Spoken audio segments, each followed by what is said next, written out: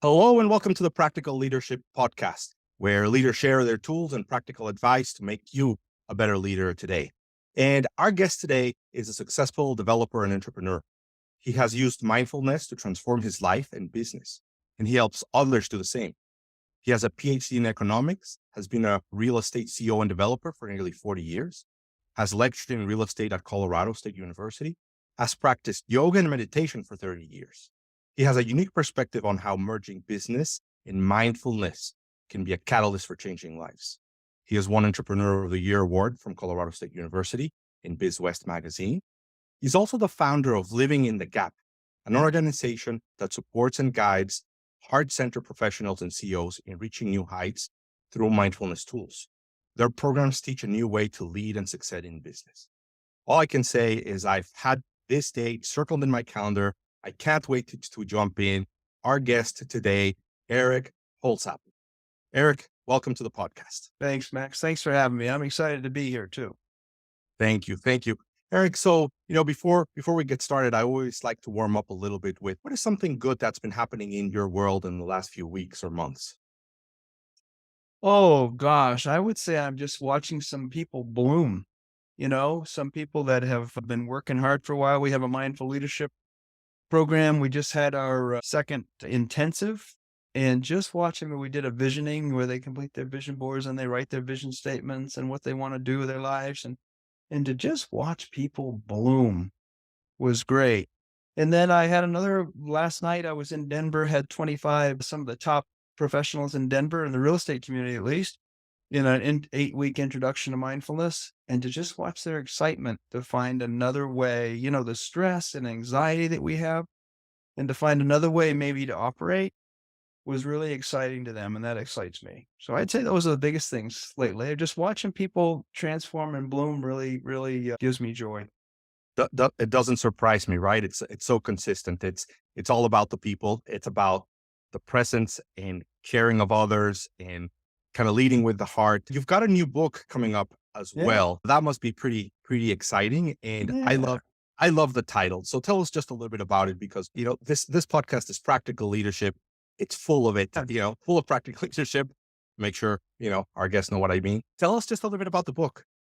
The core of the book is the 12 pillars of mindful leadership, which is, the tenets of our mindful leadership. We have a 9-month mindful leadership program for professionals and executive CEOs. Beginning of the book talks about the conceptual framework, about just the science of consciousness and how it's evolved, and how spirituality and science are merging at many levels. And science is really tackling it. Many academians are really studying and getting published in consciousness, and how we just really create our world. That it's more biological than it is physics. It's biology. So much of it is mind. Eric, is it just me, or is this subject like starting to become more mainstream? More More people mainstream. talking about it, more people trying to understand it. Totally. And do you think it is because it's a need, or because it's becoming popular because some, thought leaders or influencers are talking about it, or do you think it's driven by this strong need in this kind of dopamine filled world that it becomes so important? I think it's both. And I think that I think that we've been so enamored with development of building things and growing and technology that just overwhelmed everybody for 100 years. We were just going through the industrial revolution, and then the internet, and everything was growing and whatnot. And now we've kind of hit a wall, to your point. We've kind of hit a thing where everybody's kind of wondering, well, geez, did we blow up the planet? What do we what has happened here? Are we going to, is it crumbling? And so I think that's increasing the need a little bit. I also think that it's just taken a little bit of time for, the Eastern thinkers have been talking about this and writing about it for thousands of years. I mean, I came through yoga, and, the scientists are now coming up with a similar theories that the people that were just studying the planets and, staying up and gazing and whatnot years ago, before we were so tied up in the industrial revolution and TVs and everything, where they just studied things, were coming up with. So I think that's merging a little bit, but since Einstein, it really didn't get a lot of attention until recently. Yeah, it to me it's surprising how, ancient wisdom is more needed is needed more today than ever, right? And following on those practices. Let me shift gears a little bit. Let's go back to the subject of leadership. So when did you first become aware of this idea of leadership, of the fact that there's leaders out there? Oh, probably it was in my 30s, when I really went back and did a PhD in economics and really got involved with the community before I really noticed. My 20s, I was really in business, but I was just traveling so much, 50 weeks a year, going here, there, and I never really was in one place long enough to really notice that. But once I got ingrained in the community and I just saw what difference some leaders could, some people were just willing to take a stand and give back and do things, the difference they were making, that's when I started noticing. So if I understand correctly, you're in your 20s, you're hustling, you don't have time to Oh, look around. You're just kind of trying to, uh, build a better life for yourself.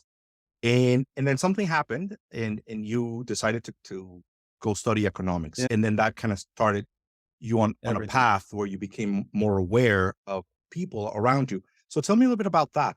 Yeah. How did you first decide to go into, it's like going into economics, and then where did this awakening occur? Well, I was in my 20s and I was, I came out with an MBA and went into real estate and I was immediately successful. Within a couple of years, I was the general manager of an Australian-based, subsidiary US, and then CEO a little bit after that. And I was traveling all over the place and I just got in on the ground floor and I was really successful. I had the salary, I had the Mercedes, I had the title, I had all that stuff, but I was miserable. I Mhm. was overweight. I'm an athlete. I hadn't worked out in years. I started smoking again. I drank too much, and then they asked me to transfer to Boston, which was close. I'm from Maine originally, got to Boston. The good thing about Boston was there were enough problems in town that I didn't have to travel. So I got in one place. They put me up in an apartment. I bought a scale, because I was just going from hotel to hotel. And I knew I couldn't button my tie and I knew I couldn't button my pants, but I stepped on that scale and I was, I'm not a very big fella. I was 50 pounds overweight. And I looked in the mirror that day and I said, you got to make some changes or you're not going to be around very long. I Wow. just felt I was feeling the health of it. And that was just a moment that hit me. I ended up leaving that job and starting my own company. I consulted with them for a while, helped them out, and it helped me out. And, started exercising again, lost some weight. I met my current wife. I decided to go back to school, study economics, which I loved economics. I was undergraduate. I decided I want to find some more purpose, teaching. I thought I wanted to teach and share that. And then I found yoga and I started doing some yoga. That was I had been kind of detached from my body and I got reattached and reassociated with my body through yoga. Couple years later, my oldest brother, who had been estranged from my dad, he's a poet. My dad was a football coach, and they were kinda like oil and water. So, I watched my brother through meditation come closer to my dad and open up, and then my dad open up, and I got my family back. I said, "Wow, that was so." I watched somebody change the world just through himself changing. My dad didn't change. He was receptive because he wanted a relationship with his son. And my brother said, "You wanna try it?" And I said, "Yeah." So I started meditating. For years, I was a closet meditator, you can be completely private. And then later on, people started noticing changes in me and asked me what was going on, and I started sharing a little bit. And later it came into the company. Like, that's a whole 'nother story. Wow. Well, that's kind of the story our audience is going to want to hear. Let's So, do it. the story that you tell is a common story out there, right? We're working really hard. We can't even stop to see if we're happy or not. Yeah. But one day we do. In that day, we look in the mirror and say, "Uh oh, I'm not happy. Things are not Yeah. right." And all the energy that we were using to build success, now we redirect and have a transformation of ourselves, right? So that's a powerful story. And and then I love what you said, that you change the world by changing yourself. Yeah. So if you can change the world by changing yourself, you can change your environment, you could change your business, you could Change change everything. anything around it. And business is one of my subjects, right? Yeah, I So love business. I'm all about business. I love it. So let's talk a little bit about how this mindfulness, how meditation helps you become a better leader. Yeah. You know, I hear a lot out in the business community sometimes of skeptical, that, don't have the time, and mindfulness is all that woo woo, we're singing songs and holding hands, and, that's too soft. And I find just the opposite. I find woo woo to be all of our distractions, that we're so distracted, nobody can focus, that, you're in a meeting and everybody's on their smartphone or checking in or walking in and out, or, it's the media and social media and all the different things. And if I have one word to describe mindfulness, it's focus. Mindfulness to me is the ability to take my focus back and focus on what I choose to focus on. Notice when I go away and bring myself back. Notice when I go away and bring myself back. So it's very much about an ability to control my focus. And that's what business is. Business isn't distraction. Business is, can I focus? Can I set a goal? Can I come together and do a common thing? So I have found that my business and the other ones of my partners and friends that have done this has usually blossomed with it. Plus, you get more efficient, that you can spend more time, with your family. You don't, you, we're at work all the time, but are we productive all the time? Most people not, you know. And also, we're at home and we're not there. So when we're at work, we have to be paying attention at home because we're not paying attention at home when we're there.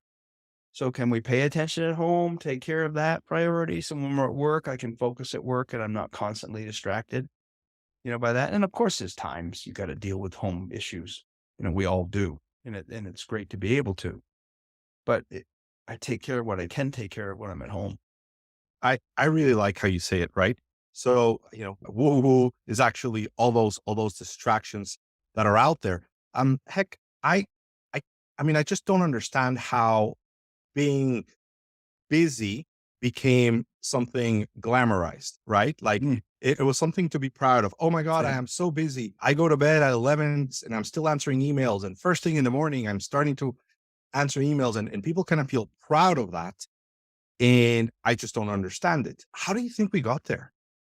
Right? Like One, how did we one, get one, one how do we little get bit, so lost? one little bit at a time. I mean, I find that we live in thought, that, and where did thoughts come from? We have some 6,000 thoughts a day. They're all, and when you start watching them, you notice they aren't even yours, most of them. They've all been put in there by parents and friends and government and schools and society and culture. And all this stuff has been put in there. And if we don't spend the time to separate ourselves from that, we get run by that. So instead of using our thoughts to improve our life, and be able to think, we get caught up and we're mixed up and think that that's who we really are. When really there's a consciousness behind that. When you can reside in that, number one, it's a much bigger and calmer place to observe the world from. And you can start watching those thoughts. And I call it take some pitches. I don't have to follow every thought down every rabbit hole. I can just say, thanks for sharing. I'm not going there. That's, I have some very unwholesome thoughts. I don't want to foster every thought that I have. So you come up with a separation of that. But I think we get tied up in those thoughts. And it's until we slow down enough and start watching and bring a separation, it's confusing and it's busyness. And we figure out busyness is who we are versus, I mean, really joy and happiness come in that little awe between thoughts. Like when you see a beautiful sunset or a sunrise and you go, "Ah," the mind is slowing down. You get a pause in it. That's peace, right? Stress and anxiety are in the thoughts. It's interesting because I find that the more we focus, the more we actually get done, the more progress we actually have. One of the pillars of what I help clients with is prioritizing, which means saying no to a bunch of things so you can say yes to the most important ones. I like to joke that we go from complete overwhelm to just whelm, but ultimately it becomes more productive in there. Why do you think that is? Like, why do you think being focused ends up becoming more productive? Well, because we multitask, but that is not focus. We can only focus on one, maybe two things, at a time. And if we're doing six different things, we're probably not doing any of them. We have our email open. We're on the phone, our door's open, people are walking down the hall, plus we got a paper here we're, reading and another one over here we're doing. We got so many things going that none of them are really getting done well. We know that when we really have to get something done, we got to block it out. We have to find a way. And focus is being able to do that on command, saying, no, I'm doing this right now. This is what I'm doing. And so we focus on it and we get it done. I think if I show up with presence focused, I can move the world in a few hours a day. I get a ton done. And, I'm very, very persuasive, very effective. But if I'm just distracted, I mean, we all have busyness down and we have working hard down. But what are we getting done? You know, really, we're in it for happiness, and busyness and happiness are not the same thing. Yeah. I'm going to write that down. That's a really good quote. So, we're here for happiness, not busyness. Yeah, that's why we're in business. We want to be happy, but Yeah. what are we waiting for?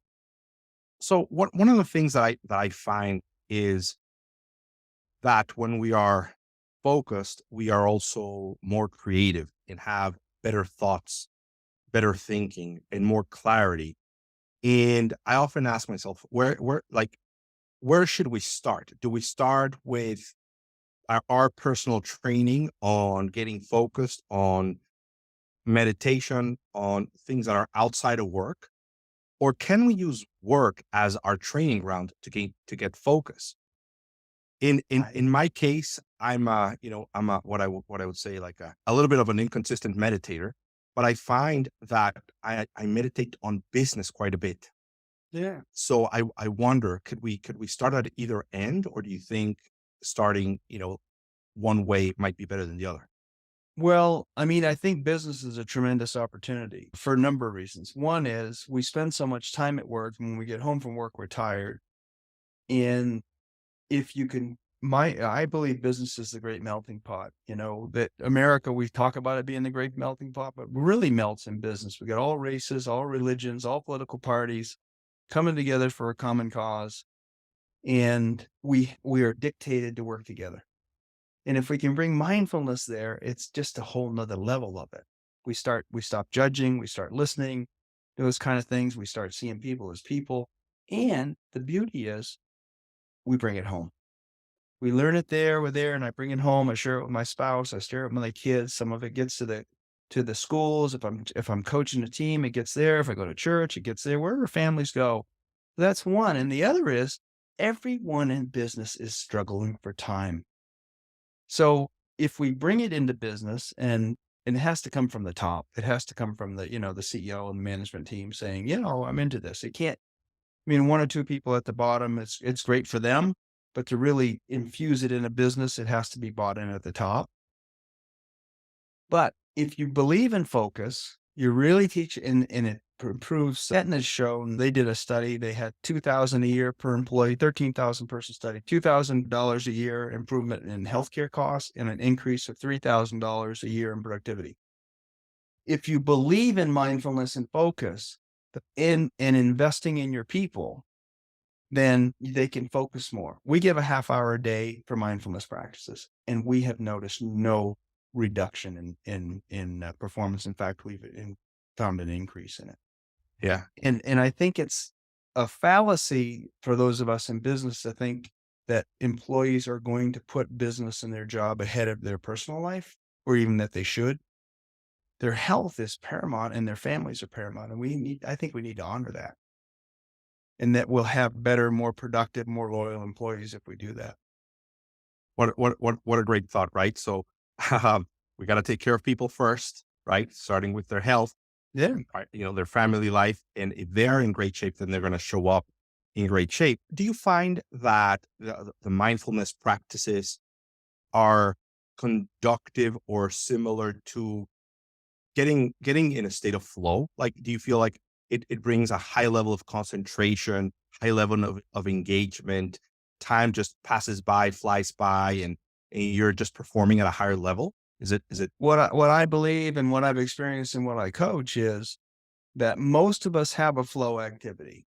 For me, it's snow skiing. For my wife, it's painting. For some people, it's knitting or taking a walk in nature, being in nature or hunting or something. So we have some activity, and many times we've gotten away from it. We've gotten so busy at work and it hasn't been rewarded, and we had the family and we're all this. So we know it was there. Like we've had some people come through that didn't play music since they were in high school. They Mhm. start playing music again and they go, that's flow. I'm in the Yeah. zone. So what I coach and teach is, okay, get that feeling and then work towards having that at work where you're spending, 7, 8, 10 hours a day. Can I note, and it won't be all the time. Like I'm not in flow when I'm doing expense reports, that's something they don't enjoy doing. Unless that's your thing, right? Unless that's your Yeah. thing. Well, There's some for some people that people, like it's that. accounting, it's numbers. Yeah. Yeah. And I love numbers, but it's not accounting. It's more finance, the numbers I Mhm. like. But everybody has that thing. And can you get into flow with that? Like for me now, it's working with people. It wasn't that way. For me before it was, just going as hard as I could and building something and doing this and it's changed that now I just love working with people and it's Yeah. flow for me. I remember reading a study where they were looking at something like 500% increase in productivity when in a state of flow, in a state of mindfulness, in this Yeah. state. I mean, you might not be able to get through more expense reports, right? Like you might not improve that productivity. But when it comes to creativity and the quality of your thought, you will see major, major gains. And in some cases, even the quantity of work that you can output. So I think it it it goes from, as you were saying, right? Like this woo-woo, soft skills, Yeah. peoply stuff to a competitive advantage. Totally. Right? I mean, 20 years ago, there were a few companies that were talking about core values. Now everybody knows about core values. I mean, hopefully everybody knows about core values.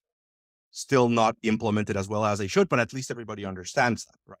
Hmm. I believe that mindfulness is a competitive advantage right now, and everybody else, in 10 years is going to be following suit and is going I to be hope it using. is. I hope it is. Schumpeter told us in 1942 that business has creative destruction. It keeps destroying the old and bringing the new in, brought the railroads in and then brought the automobiles in and then the airplanes in and the other thing, and then the internet and just transform it. The internet came in. I remember it coming in 1996. We had the dot-com boom by the end of the decade, Mhm. and then we had the crash and business just transforms things. So my dream is that businesses adopt mindfulness wholehearted and transforms the whole planet. Is that if business did it, it will go everywhere and to show that it is a superpower. And it's so simple and so affordable and look at the mental health. Like, just take something that everybody argues about, like guns. No one argues that it's mental health. Mindfulness could be one of the greatest things that we could agree on to say, hey, why don't we work on mindfulness? You know? So I know what my audience is thinking right now. All right, let's get some examples. What exactly do we mean? Before that, just one quick comment. I've for whatever reason I love technology, and I always look to Silicon Valley and see what they are doing. They tend to be a little bit ahead of the curve. Yeah. In mindfulness is one of those practices that they're really starting to get into. So, the next question is, okay, great. How do I get into it? How do I start Yeah. working on it? And, typically there's these, big, difficult to access companies that can do it. But, Yeah. but now we've got Eric here, right? So Yeah. you're going to tell us a little bit about how somebody could engage with you and with what you do. But we definitely want a little taste, right? Like what are some things, like what is your go-to couple of activities that anyone in our audience could say, okay, if I do this, I will become better and I will become a better leader. Right now, Yeah. you have a Well, you have a couple of those for meditation us? can be intimidating for a lot of people. So I'm going to talk about that one second. The first one, I'd say do a simple practice like gratitude. Gratitude is simple. If we get up in the morning, the science is irrefutable. If you get up in the morning and think about 3 things you're grateful for and why, it changes your brain and you start looking for things to be grateful for rather than things to be irritated about. And that keeps your mind more open and you see more possibilities and you're more mindful, period. I mean, just that practice. Some people, that's all they do. And if you were going to do one thing, I'd say, dude, be grateful. But it's a practice. It is, it's something to practice. Meditation, Before yeah, we move please. on to meditation, Yeah. as you've mentioned a few things, could you guide us through maybe a couple of minutes of how we could be grateful? Yeah, absolutely. So just think of something small or something big you're grateful for. For me, my kids or my wife are every single morning. Some people think you have something new every day, but I find, or that's something that heads me every day. And when they come to me and they have issues or this comes up or whatnot, if I'm grateful for them, that turns when I get that call, whatnot, I automatically am different when I answer that call. I am, because I'm thinking about all the great things. And where would my life be without them? I was alone until I was 32. I was miserable. I had a family change my life. It just was really great. Little things, even your breath, you can be grateful for. Just thinking about, having this breath or a sunshine, sunrise, your breakfast. You could be grateful for your coffee. Anything small like that could be grateful. And then you could think about, boy, I'm grateful for how bad things could be. You know, there's a lot of bad things out there that I don't have. I have some of them. I don't have them all. Well, I'm grateful for, the things I don't have too, and those things. So it's a wide open practice. Usually we pick 3 things a day. Some people believe they should be different every day. I don't practice that. I practice, I'm grateful. And I pick 3 things every single day and I write them down. And it just changes my brain. I used to get up in the morning and think, where's mine? And I still get mine. I'm wired to get mine. But I also now include some other people and are happier about it, and have a little bit of attitude and I notice people more. So you mentioned to write them down. Yeah. I think it's helpful. I mean, you can just say them, that'd be fine. And how Whatever it takes, whatever works for you. Well, for me, when I write them, I also say them. So I get a double, mm, I'm talking about it and it's there, but I do it. I would do what works, everybody's not the same. We're all snowflakes, and, do the- what works for you. and you're doing it by yourself. You're not telling Totally. anybody else. No, don't have to. Another one is do something nice for somebody. Don't let them know, do a random act of kindness. Do something nice. We're always doing it. And then we want them to know, hey, did you see I got you that coffee? What if you just got it and they didn't know where it came? Or you do something nice for someone. That's another practice. It's simple. Or, service work is gratitude in action. I want to say, you want to solve hunger, go join the food bank. Just help a little bit where you're actually putting yourself out there. And there's also then, I find what I call the procession effect of doing community service work, which is when I'm out in the community doing work, I meet other leaders. And this is how I set my karma. I don't go there for this, but I go there and I'm trying to build a house for Habitat or get the food bank done or teaching a class, and good things happen. I'm just aware and I meet people at a whole nother level than if I'm cold calling. I just a whole nother level that I meet people and when they need something, they just ask me. I was at a board meeting one time and a guy came, I'm a real estate developer by trade. Guy Ralph came up to me and said, you know what? I really appreciate what you've done for the community and the state and all that. And I know you developed shopping centers. I said, North College in Fort Collins needs a developer up there. Would you go meet with the North Fort Collins Business Association? I said, sure. I went up and met with the guy 5 years later and building a shopping center for him. Yeah.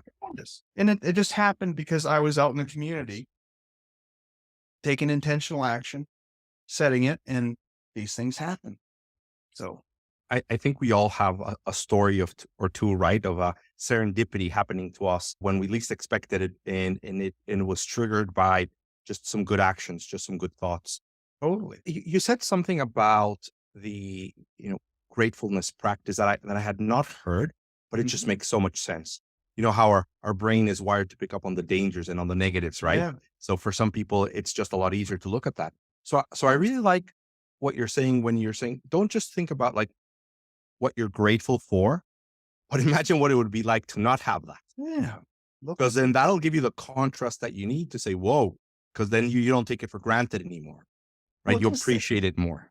I think the global rich list says that the average American is 30 times wealthier than the average person in the rest of the world. Mm. And if we can't be grateful and happy, what chance does the world have? and science is now showing, we're just reading a book called The Happiness Advantage in our 8-week mindfulness program, corporate mindfulness program by Sean Archer, which is a great book. Love it. Harvard research just says, being happy will make you more successful.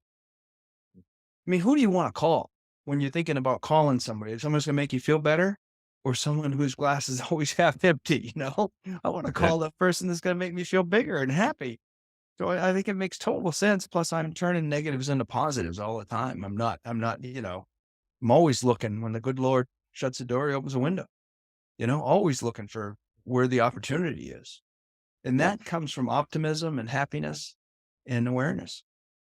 I'm a little bit of a neuroscience geek. So there's Sweet. also the neuroscience of it, right? There, anywhere from the chemicals in our brain to the awareness that we bring in and our reticular activating system. And basically you just see more opportunities because you are open to the opportunities.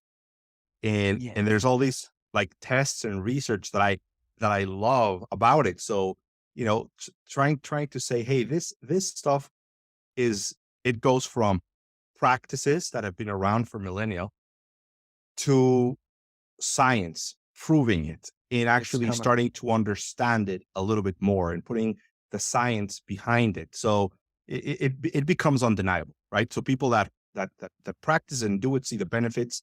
It's being measured, and now there's even more and more evidence and understanding of how it happens. So Yeah. So I studied so much of it writing my book, but I wrote it from personal experience. Like my experiences, we're so focused on what we want and we take some actions, but it doesn't happen exactly like we want. We don't see all the good things there are. But if we can detach from that a little bit and just be aware, we see, oh, that didn't happen. But look at this. This could be even better.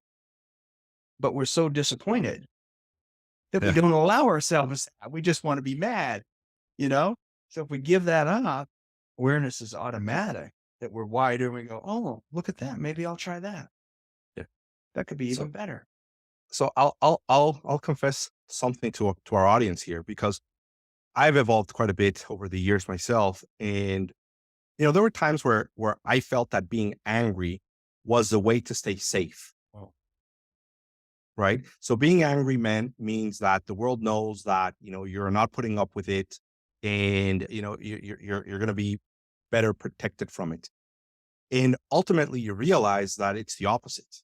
You only get more of that. You only get more angry. You only get more things that will make you angry, more things that don't go your way. And ultimately, you realize that you're not better protected.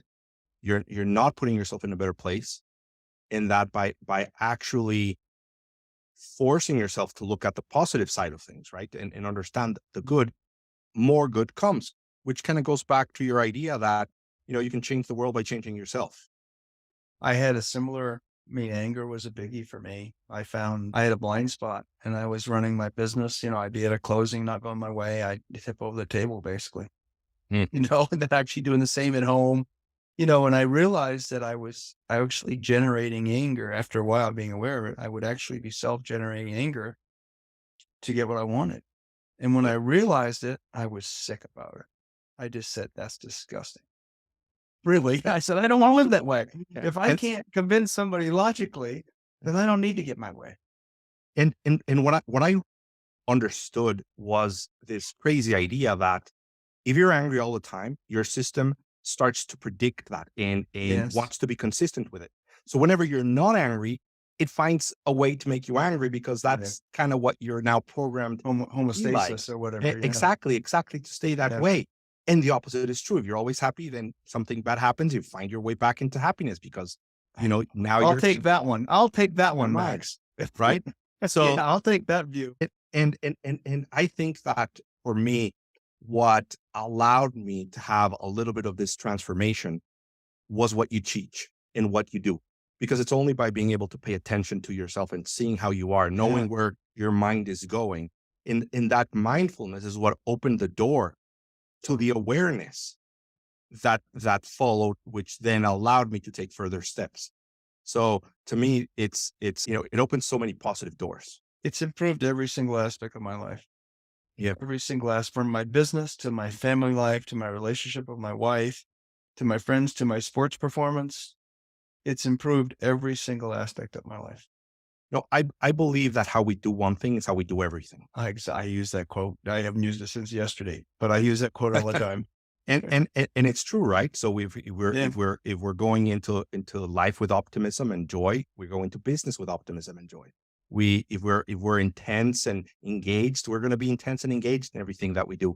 So we've got to be mindful of that, right? Because if you're an angry manager, I doubt that you're going to be a happy go lucky spouse, right? that's why I say too, the beauty of learning it at work is you bring it home.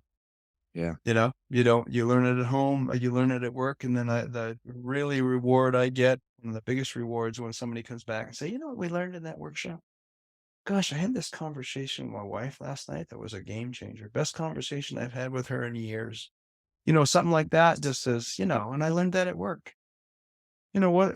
That's a job worth having, yeah, you know? yeah. I love that philosophy that if we can teach people through business, and I think business is gonna save the world. It yeah, needs to. It needs. I'm a little nervous about what's out there, and I think in the end, in South Africa, on the precipice of civil war with apartheid, it was the business community in the end that got sanctioned and said, enough. Enough. End this. We wanna have be in business. And I just think I love business. And I think in the end, when businesses had I don't know how bad it has to get here, but at some point business is gonna say, enough. Let's move the ball. yeah. I agree. I think, entrepreneurs are here to make the world a better place, right? They're here Oh, to find pain points and bring solutions. So I think that, yeah, many times we think that it's these big corporations that yeah. have the biggest impact in the economy. But in reality, it's mid-market businesses and even smaller businesses that really have that impact. And it's important to recognize that because we are fueling our communities and impacting thousands of people around us. And if we can recognize that, then we know that if we get better, our business will get better, our community will get better. That's how capitalism works. With mindfulness, capitalism works for everybody, not just the elite, not just the 1%. It can work for everybody because we recognize that, we need customers that have some wealth. It doesn't do us any good to have a great product, if only the 1% can buy it. Yep. That's just common sense too. And we get compassion and we get generosity and we get some of those other things. It says, I got plenty. I can afford to, help this person with a house or with a lunch or whatever it is. That's how capitalism works. And I think capitalism is the best system in the world. But I think it can't work without democracy and it can't work without mindfulness. So let's talk a little bit about meditation, and Okay, then let's talk a little bit more about how mindfulness connects the dots. great, So you're going to teach us a little bit about like how to do a little meditation practice great. that's easy to get into. So the first one I do is if you're comfortable closing your eyes, close them. But if not, just down at a soft gaze is fine. But just listen to your breath. Just listen to your breathing. Just take a few minutes or 2 seconds and just when you hear that breath, that's presence. You're in the moment. Following your breath with that practice, do that for a year and you'll be totally transformed. Now it's not that easy. You need to notice when you're with your breath and when you lose it and come back to your breath, so you have to do it. But I think the biggest mistake most people, or lots of people anyway, I don't know, most people make is just to try to do too much too soon. The mind has got some 6,000 thoughts a day, pretty busy. And if I try to go there when I first start 10 or 20 minutes, I can get really discouraged. So I say 2 minutes. Just start with a couple of minutes going there. And as your mind calms down over a few weeks, you'll want a little bit more. But if you go too much and you get discouraged, that's where I think we hear so much is I can't meditate. But 2 minutes, I think we can do that. And so we start off in our program as 9 months, and we've been in it since August 1st now, about 6, and we're up to 10 minutes. Now Wow. I'll lead them up to some 20 minutes, but most people will, and I've had a practice for a long time and I'm 20 minutes. But a lot of people that 10-minute mark will be enough. And then if you have more time and you go to a weekend, meditation retreat or something like that when you have time, or silent retreat or something, that's when you can really dive a little deeper if you get interested in that. You can never do that too, but I think consistency is more important than length of time, the intention to be mindful, and then find the other practices like a mindful walk that you do. Just take a walk around the building at lunch, takes and leave your phone at the desk and it'll wait 10 minutes. Just walk around the building, look up at the trees, take the breath, just clear yourself out and say, all right, let's go. Come on, afternoon. Let's go. You know, it's the little tiny things are what'll get you there. When you try to go too big too soon, we get discouraged and we just say, I can't meditate. My mind's too crazy. I totally appreciate that, right? I like the idea that, you know, we make it so it's so easy to do that it's uncomfortable not to do it, right? Yeah. Are you going to be thinking about meditating for 2 minutes all day and be concerned that you haven't done it, or are you just going to stop for 2 minutes and do it, right? So it's like, I'm just going to do it because it's 2 minutes versus I don't have 20 minutes, right? I mean, there's all these different things happening Yeah. around me, and just showing up is half the And battle, I would say. for most of us, when we get started, at least we don't have 20 minutes. We are on a dead run, but we have two. Yeah. We It, have a couple of minutes, or we have a 10 on our website. This is a 21-day introduction to meditation, to mindfulness. It's 10 minutes a day, sent to your mailbox, 2 minutes of meditation and some mindful movement, some other things to get you in the mindset. But most of us can send something like that. But to start, and later on, when you get more focused and more efficient and you're craving it, you got more time. You'll make it, plus you're sleeping better. You can get up a little earlier, those kind of things. But when you start small and be consistent. I have to add a couple of things there, and Please. and this is, well, it's, we believe that we don't have time, and long story, so I'm going to save it for another day. But ultimately, what you realize is that we have time. What we don't have is priority. Mm. And when you can really change your mindset and say this is a priority, then it'll have the time. But it doesn't happen until you can make that switch So and put it in the right place. So I have a system of priority. Do we have a minute that Oh, we could share with absolutely. it? We Yeah. we we, we I love have a this little stuff. analogy that I use with baseball. Okay. Is the home plate for me is my personal work.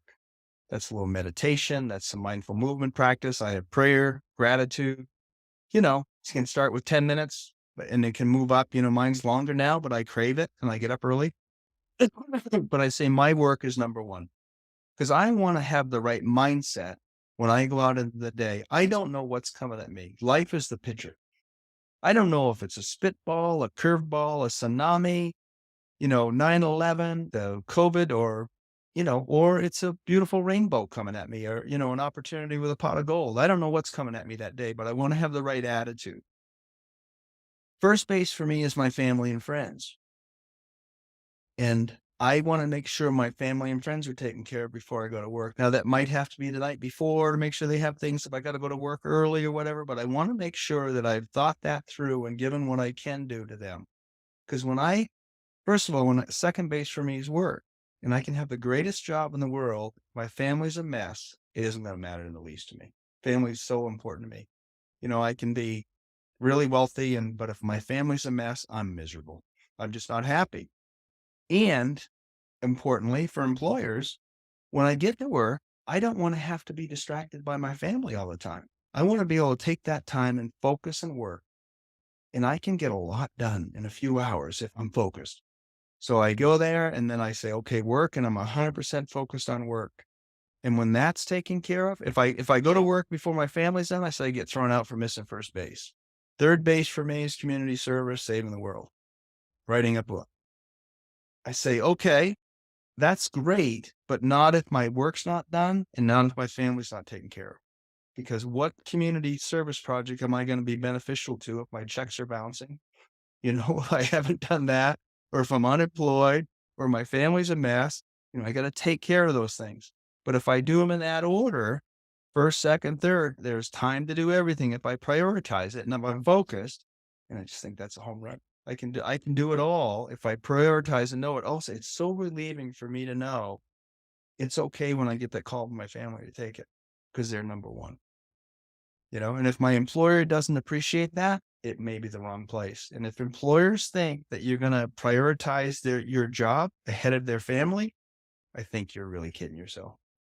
You're in the wrong place, right? Like you are working in the wrong place. And I think more and more people are becoming aware that they don't have to be in a place like that. So I really appreciate the analogy, and it's I say this many times. All three things are important, Totally. but there's a clear sequence there. There's clearly a priority, meaning if there aren't enough resources, you focus on number one, right? And then You other ones put the want to it's the stay airplane peripheral. mask, right? You gotta with the airplane's going down, put the mask on yourself first, or you're not gonna save anybody. You're all gonna go, right? But if I get the mask on myself, who knows? Maybe I can pull the plane out of it, save my Absolutely. kids. Absolutely. Yeah. So you start with yourself, you go to your family, yeah, you go to work, then you go to the community, and that's the sequence, and makes perfect sense. And if yeah, I think one of the things I've experienced, both experienced it in corporate America, I see it often with businesses that I either work with or talk to, where they say one thing but behave in a very different, right? Mhm. Why do you think that happens? Like, why do you think, we understand it conceptually, Yeah. but we have such a hard time implementing? Because we live in scarcity mindset. We're still like my parents were raised in the depression. And I see kids, this way I taught at the university 20 years, mostly seniors. I see it all the time. Parents are afraid kids are gonna starve to death. Kids in America generally aren't starving to death. Now there's some war and whatnot, but most of us that are professionals, we'd be much better to have our kids finding purpose in what lightens them up and what they love to do and rewarding them to do and find that passion. But no, I mean, most of the time, I was at CSU, and most of the time the kids would come in and they'd be, going to graduate. And I'd say, well, why are you here? And they'd say, well, mom and dad said, business or engineering, and they'd pay for it, but that fluffy music degree or, art, not so much. I'll tell you a story. I was just with a business friend the other day, and I had his daughter in college, and he just thanked me the other day because his daughter came through and she was studying. I taught real estate, and she was doing that. And she says, I really don't like it. I said, what do you like? She says, I love horses. She's today. And I said, follow your passion, follow your passion. Tell your dad to wait. She's got 12 horses and a farm, and she's running riding lessons and doing real estate on the side. With the money that she's making, she's investing and doing different things. If you find that passion, it'll drive you, and the kids, if they're working, they're not going to starve to death, you know. What So this conversation could take hours, right? I love it. Because you said this very very clearly. We are here for happiness. We're not here for Yeah. business. But on the other hand, you've got a scarcity mentality. So the scarcity mentality says work, work, work, hustle, hustle, figure out how you're going to make Totally. money so you can feed yourself. And on the other front, we're saying, no, no, we're here to be happy. So there's like, well, you can't be happy if you're not fed. But what we're saying, chances are it doesn't take much to have everything taken care of. Yeah. Your focus should be happiness. What are your thoughts on like this dichotomy? It's not a dichotomy to me, you know, and I think entrepreneurship and business is largely an instinct. I love business. I'm happy in business. Some people, it drives them crazy, and they're better off teaching school or, being an artist or something else. I love business. A little conflict doesn't bother me. I love negotiating. I'm good at it. I've never been totally fulfilled in business. That's why I've taught, or I give back through my Living in the Gap program, or I sit on nonprofits because I've just felt I'm so tough that I'd burn out. If I just did business and just counted money, I would just I'd burn it.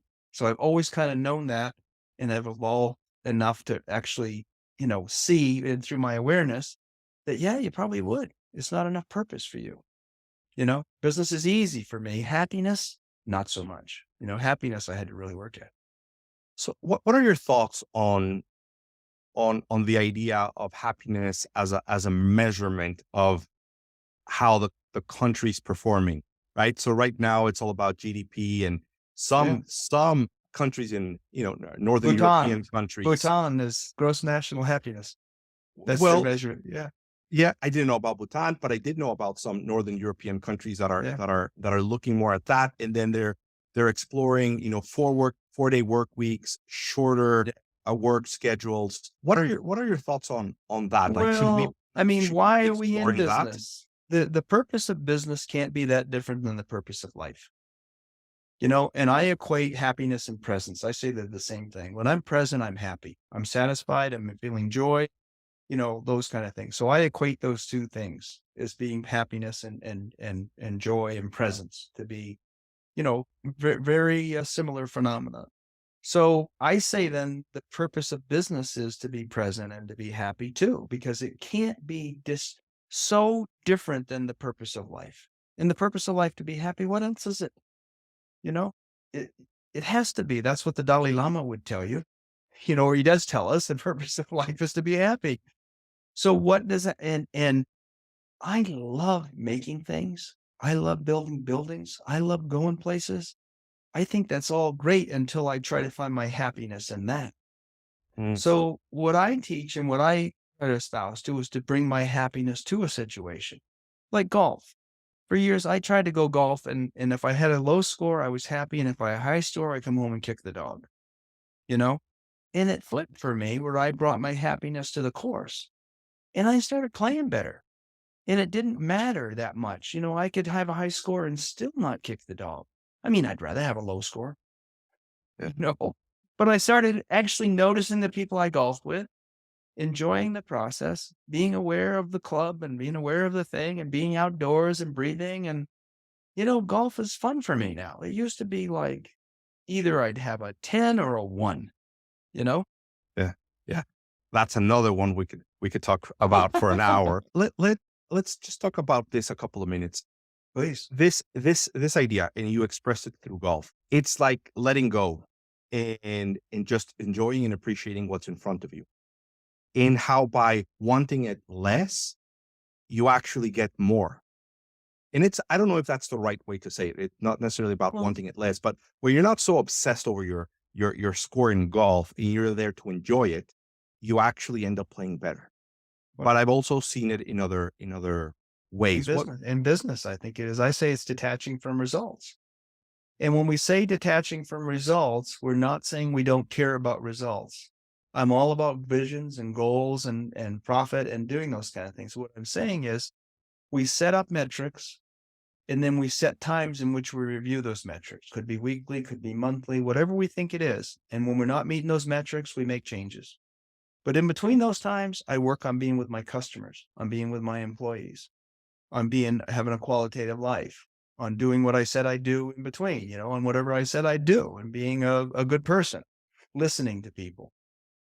And then again, I'll check the metrics. We have regular set times on everything we have that we set down and review it. And I'm a stickler, man. What do we do? Do we do this? Do we do that? But then I let it go. I don't think about it every day. My dad was every time the stock price, he's passed away, God rest his soul. But if the stock market was up that day, he had a good day. And if it was down, he was miserable. It was just I didn't want to live like that. Yeah. So You know? the obsession, if that's a good word, it might be a little too much, but is on the process, is in what you're Yeah, doing and you being can present and enjoying it and appreciating yes. it. You review the outcome, change the plans, obsess Yeah. over the process of implementation. Because That's you what, can't be in both places. You can't be in the result and present at the same time. So it's impossible to be obsessed with the results. And I'm all about results. I mean, I love it. Okay. I love to make money. I love to have low golf scores, all of that. But I realize that that's not a purpose. Being with you is a purpose right now. Just being present with this call or being present with an employee who comes up that's having a rough day. That's a purpose, and moving along. And if I help that person, they're going to help the business. I'm not doing it just because of that, but that's what happens. Happy people produce. So you've given us a couple of exercises. We've got the gratitude exercise, we've got the Yeah. Breath work. meditation, Yeah. short term, focus on your breathing. Is there something else we could be doing for this, like mindfulness and aware and being aware of how we are in the moment? Is that how do we get there? I think an intention to do it that you can visit. It is a practice. You have to have a practice. I think there's a variety. I don't think there's one way to get there or one thing to do, and everybody's different. Mindful movement, just some sort of mindful movement like yoga freaks a lot of people out. I love yoga. But I find just say, can you really realize and be in your body and find some exercise? It could be weightlifting, it could be Pilates, it could be running. You know, can you bring mindfulness to what you do? Now, adrenaline is anti-mindfulness.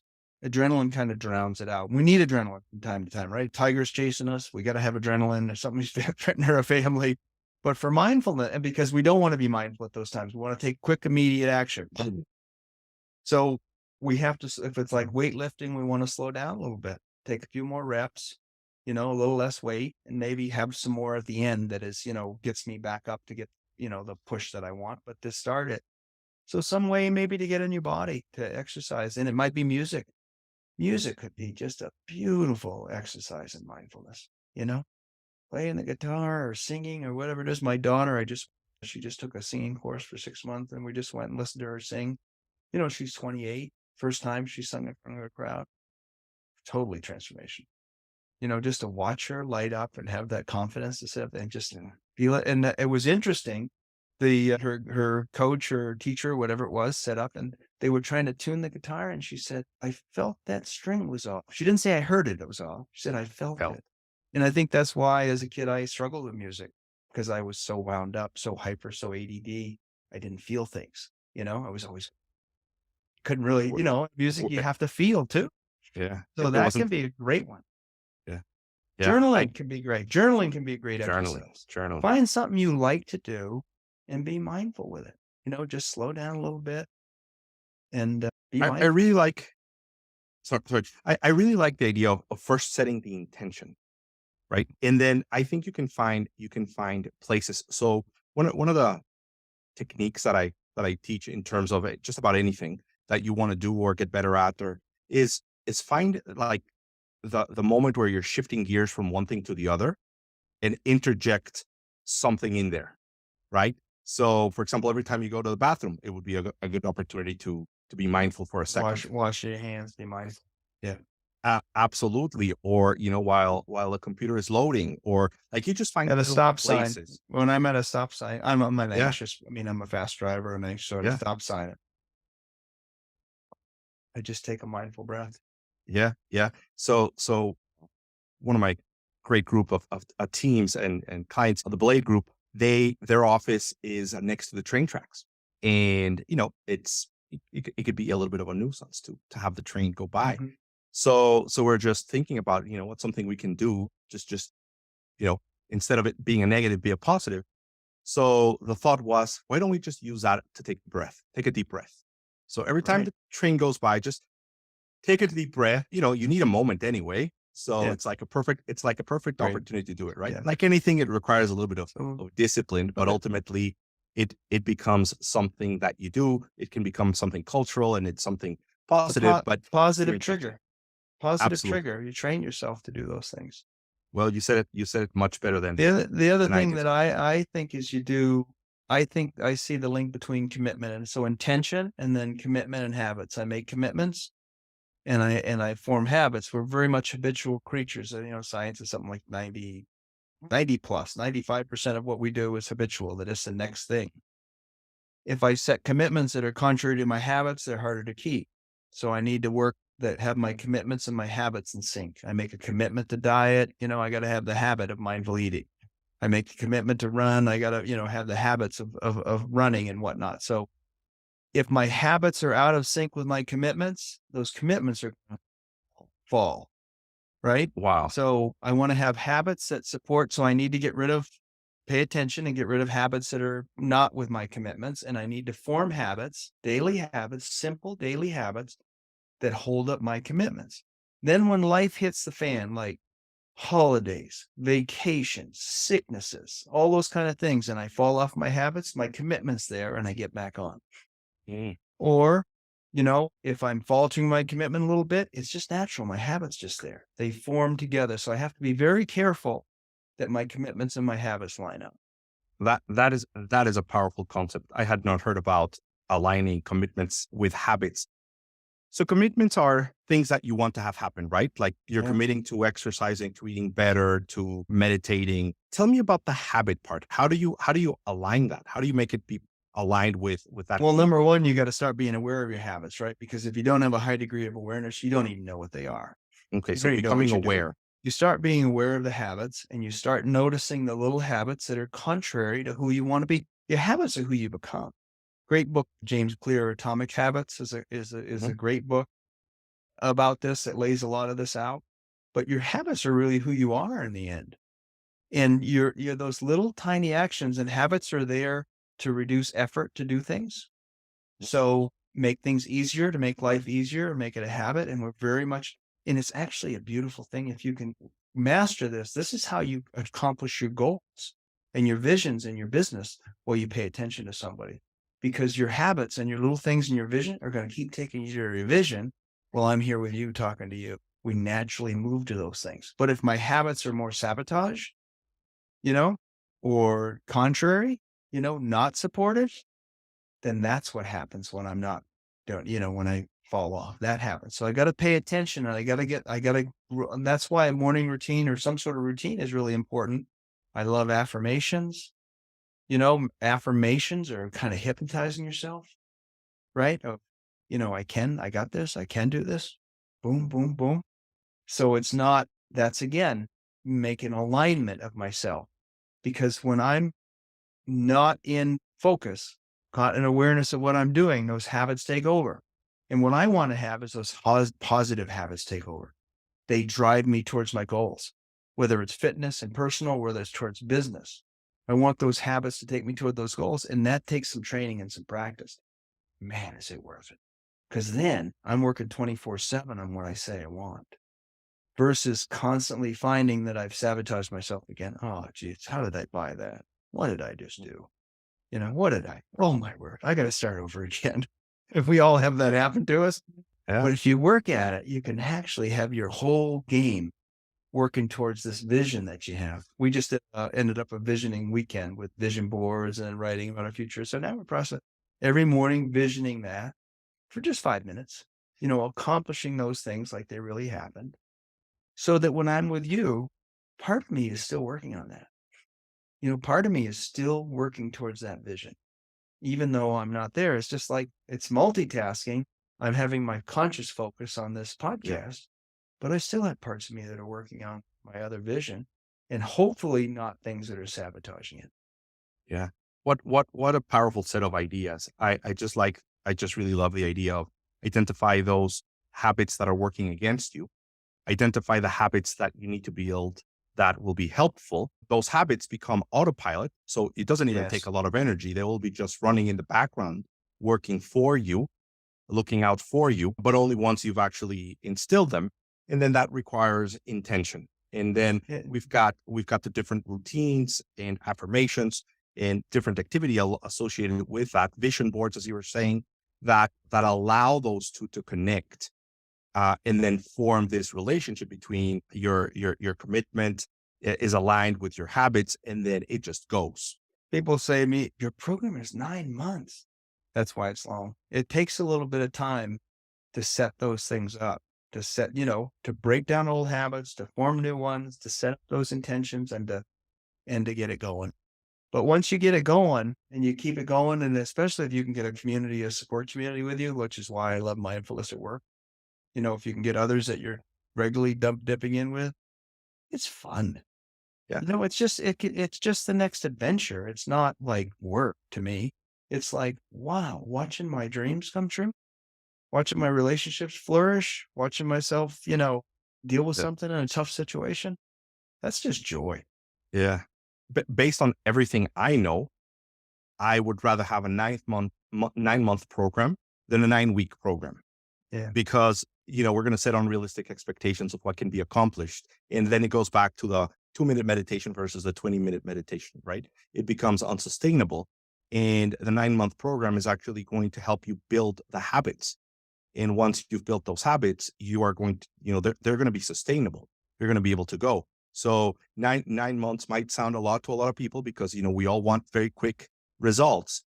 But to me, is a much better approach than, trying to buy this magic pill that ultimately won't deliver. If you do end up checking out my book, you'll hear I call it what's called slow boils and transformational shocks. Those powerful weekends, which I love, weekend workshops are a transformational shock. There's a lot of other ones of them.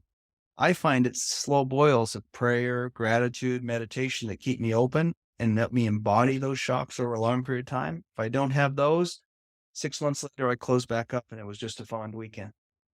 But if I have those practices and then I get in and I come to one of your workshops or something, Max, and I see this thing, I go, oh, and I can embody that. And then I put that in my practices daily and I come from affirmation around it. And I remind myself of it. Then it can become a permanent part of me. It can really, it can be Yeah. in my neuroplasticity. It can really get in there. And 6 months later, it grows and I go another one that makes me even higher. But I need those daily practices. Jeff Olson has wrote a great book called The Slight Edge. It talks about these little tiny things Yeah. we do every day. I call them slow boils, Yeah. but I got the idea for him. It's beautiful. Easy to do, easy not to do, right? Exactly. I Yeah. think it's so huge. And that's why I say start with 2 minutes of meditation. Slight edge it, man. Yeah. Yeah. Absolutely. I think it's one of my favorite all time books. Yeah, it's We're, awesome. we're going to have to do this again because there's so much Oh, more. I'd love to. There's so much more to talk about.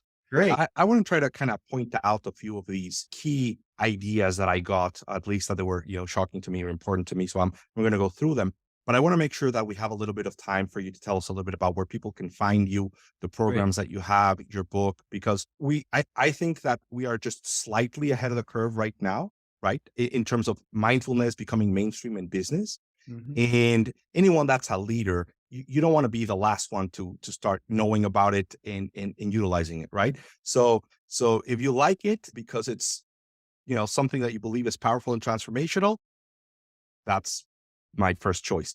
But if it's like one of those things that you're going to need to have, right? Whether you want it or not, it's going to be mainstream. It has to be in your business. That's how I really feel about something like Me this. too. So let's see a few things. Where do I even start? There's so many great things. So let me start a little bit at the beginning. So I think, you talked to us a little bit about this experience of life where you look in the mirror one day and you don't know how you got there, right? You've been hustling, you've been working really hard, but it Yeah. was lacking a little bit of purpose, and recognizing that moment and then using that energy to really start to transform your life. And then learning how you can change the world by changing yourself. So you work in yourself, you work on how you think, act, behave, approach the world, Totally. and the world around you changes. Does. Uh, Mindfulness, meditation, gratitude, that's not the woo-woo. The woo-woo is the day-to-day distractions, the things that pull your attention. And what really matters is focus and in noticing kind of where you are without distractions. And also recognizing when you've gotten distracted and being able to bring yourself back to where you are. I love the idea of taking some pitches, right? So you don't have to swing at them all. And in business, many times we talk about opportunities, right? You've got to let go of the good opportunities so you can focus on the great ones. You're saying it's also in your mind, like in your mind and in your thoughts. Just because you got a thought doesn't mean you have to process it and digest it and work it through. You can just say, I'm just going to let it go. I don't like this thought and be done Yeah. with it. So Thanks for I, sharing. Thanks for sharing. and move I'll go on, in there. right? Yeah, Yeah. definitely. Thank you. Yeah. Next. So that was awesome. We are here for happiness. We're not here for business. With the caveat of, business is what we love to do, and it helps impact the world and makes a better place because at the end of the day, entrepreneurs and business owners will have the biggest impact in the community. And they really decide how things go. So, it's part of this. And then the skills that you learn, you'll take everywhere. So we're teaching our team members about mindfulness at work, but they're going to take it to their relationships. They're going to take it to their communities. They're going to take it to church. They're going to take it with their kids. So what these skills are not just going to make them better at work. They're going to make them better humans all around. And that's leverage. We love leverage in business. That's leverage. I think mindfulness at work is the biggest leverage we can have. I completely agree. You talked to us a little bit about the gratitude practice. There's a lot there, but in particular, one thing that was really different is think about what if you didn't have it, because that will kind of shock your system and say, wait a minute. So like if every day I'm like, yeah, I'm happy for this and I'm happy for that, but if you think for a moment, you're like, well, what if I didn't have it? It might help you like recognize what you really do have, and for some people that could be really really useful. You gave us your priorities, right? Your home base, first base, second, third Baseball. base. Yeah. Yeah. And it is very clear that, you put your oxygen mask first, you've got work, you've got family, you've got work. And did I get them correct? And then Yeah. community, Yeah. right? Community service, saving the world. Yeah. Mhm. And that's the right idea. We talked a little bit about, the scarcity mindset that actually gets us working kind of against happiness, because it's like, oh, get a job, make money so you can feed yourself. But we fail to recognize that we're doing pretty well, and we should actually, solve for happiness, not necessarily solve for just more money or a job.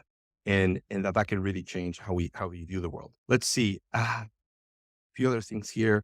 I really like the idea of obsessing over the process and being present in the process.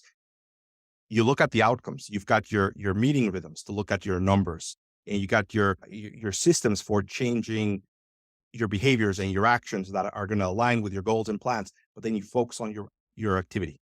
You focus on the process. You focus on execution, and then you look at your numbers. But you obsess on the process, and you're present during the process.